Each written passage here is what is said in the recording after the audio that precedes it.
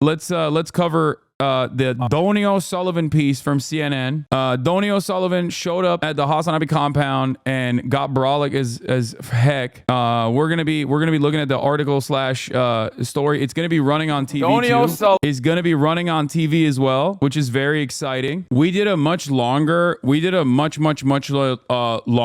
interview, and I believe that Donie is trying to get it longer. Too short. I'm sure that everybody could learn a lot from Hasan about the alt media landscape and his policies when he's engaged in a longer, deeper discussion with someone like you without the exaggeration for effect stuff. Would love to get a longer version posted. I'll talk to my colleagues, he said. But I think that there's more on that front. I mean, we talked for like an hour and a half. But like obviously CNN has time constraints. They make this pre-produced stuff and then they try to slot it in. But I think they did a decent job of to the best of their ability, just posting some of the best parts of it, I guess. But any kind of like positive coverage of me on CNN is something that I never would have expected, and I will never take that for granted. I will always be appreciative. It's not censorship. They're just cutting it for time constraints. It'll probably be on like prime time as well later in the day, and then Donie usually comes on and he'll speak about the experience and stuff like that. So that's very exciting. I think I'm up next on CNN maybe. All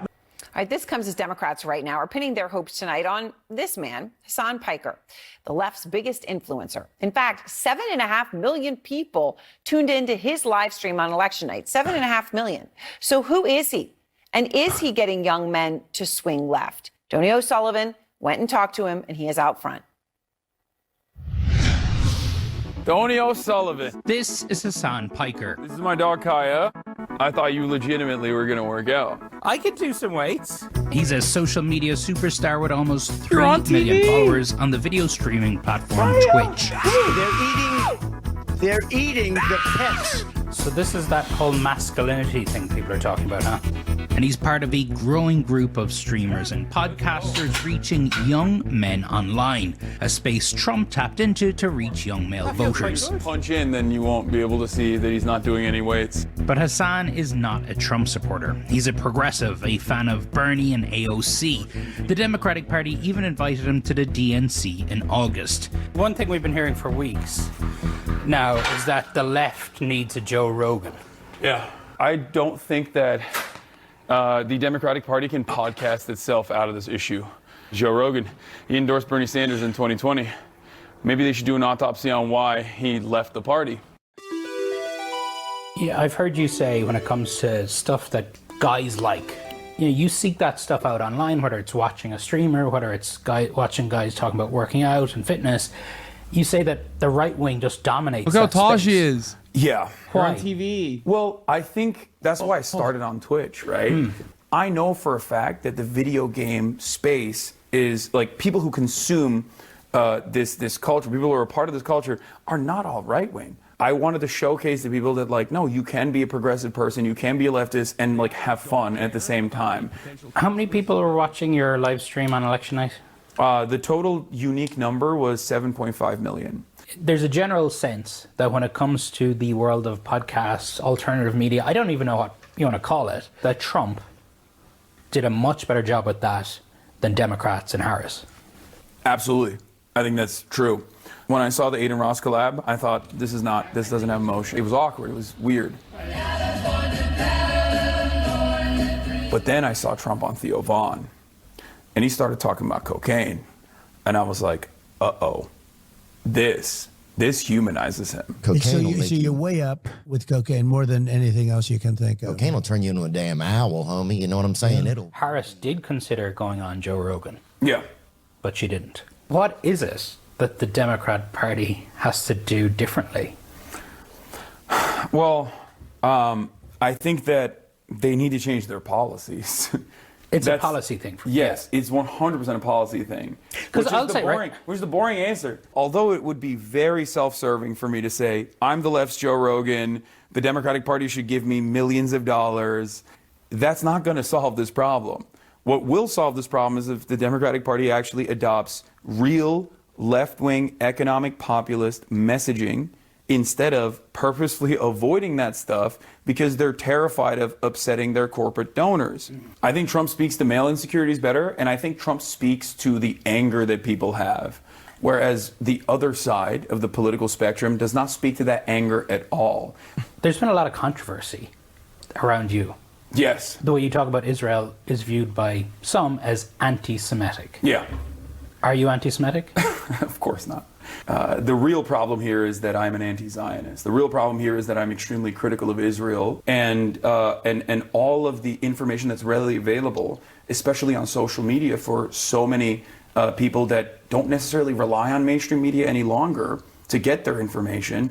And that's why you see this generational gap. If you're over the age of 35, you're still operating on the old boundaries. You're like, no, Israel's the most moral democracy in the Middle East, maybe in the world, right? And I think that the major generational divide that is, I think, in a very damaging way, feeding into the mistrust overall that people have with mainstream news in general, is coming from that. Donie O'Sullivan, CNN, Los Angeles.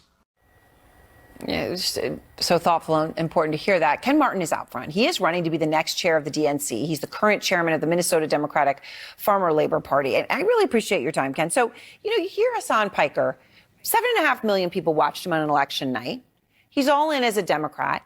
But then he's talking to Donie about how the video game and fitness space online is dominated by right-wing people talking about it, right? Not necessarily everyone into fitness, right? That there's that gap. And he says that Trump speaks to male insecurities better. He speaks to the anger that people have, and that Democrats don't speak to that anger at all. I'm quoting Hasan here. He's very direct about the problem. Do you agree with him? Well, first off, Aaron, thanks for having me on tonight. And actually, I think Hasan's right in most of what he says there, and particularly as it relates to the fact that the Republicans have been, since the 2020 election, a constant drumbeat of misinformation, disinformation, and lies on platforms that the Democratic Party really wasn't competing in. We live in a 24/7, 365-day information environment now that we have to be competing in a much better way.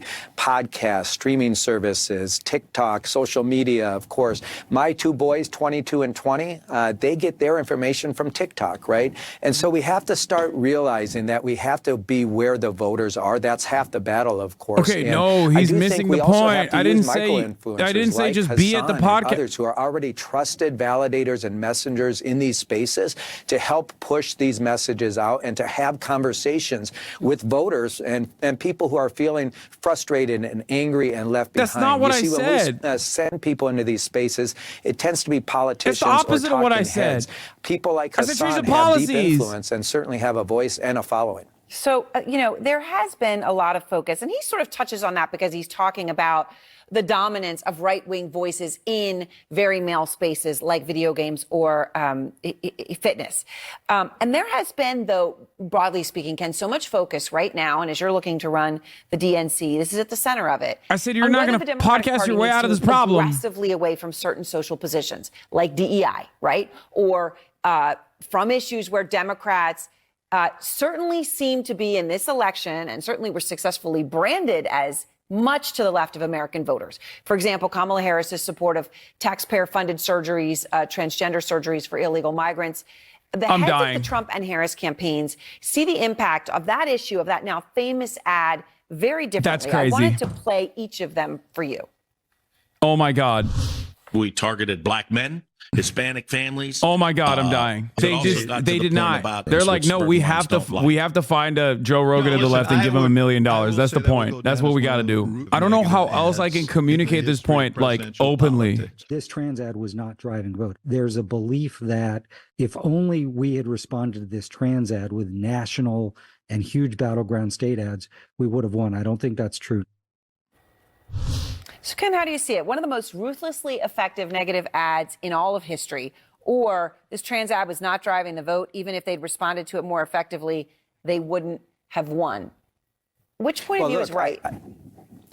Well, I don't know which point of view is right. What I do know is we don't have to abandon our values here. We can stand up for the oppressed and marginalized and people who are being pushed out of this conversation, while also at the same time centering this conversation around people's economic pain and their frustrations with what was happening in this country these last several years. It's not about left or right to me. It's about making sure we focus squarely on a working class agenda that centers the struggles of this multiracial, multi-generational working class that is feeling left behind, that's working harder than they ever have before, that's struggling to get ahead and feeling like no one gives a damn about their lives. At the end of the day, that's the thing that unites all parts of our broad coalition in the Democratic Party, and we need to focus back on basics here, right? But at the same time, we do not need to abandon our values. We will stand up and protect and fight for people who are being pushed out of this conversation in this country and bullied and attacked like we see in Congress right now. All right. Well, I really appreciate your time. Ken Martin, as I said, chairman of the Minnesota Democratic Farmer Labor Party. And I know, sir, you are running to run the DNC. And that decision for the Democratic Party is going to be crucial. So much is at stake. So thank you for your time. And you mentioned what's going on in Congress. Well, that comes down to this. The Republican Congresswoman Nancy Mace now leading the charge when it comes to attacking transgender women. But wait until you see what she used to say about the trans community. This gives About Face a whole new name. K-File has the tapes. Plus, Harry Enton with what? Okay. CNN watches you on mute just like chat. Yeah, I mean, the recovery was better from the guy. The recovery was better. Yeah, Aaron Burnett posted me on CNN. It's crazy. I think that was good overall. I think that the message, you know, the fact that I'm able to even say this message on CNN is a shift in the attitude, is a market shift, I think. At least they weren't outright attacking you. No, like, I think that, I don't know, dude. You gave him a layup and still fumbled, though. Donie O'Sullivan didn't work out? No, he did. He actually did work out. They really diluted your Israel critique. Don't know what you said, but it seemed clipped. Yeah, they cut it short for time constraints. It's not, I don't think they were like silencing me or anything like that. The thing is, like, that interview was like an hour and a half long, but so glad they didn't clip anything out of context. No, they wouldn't do that. They like, Donie would not do that, chat. Come on. Overall, I think like talking about the trans stuff this much is so silly. I don't know. I just think it's so counterproductive. Like, the media is not, liberal media in general is not as much in the tank for the Democratic Party as everyone thinks they are. They do oftentimes have a tendency to push on reactionary buttons. Having said that, I think that the Democratic Party should be messaging on the trans issue a lot better by just being like, this is a deflection, this is a distraction, this is not actually going to help. This is not actually going to help people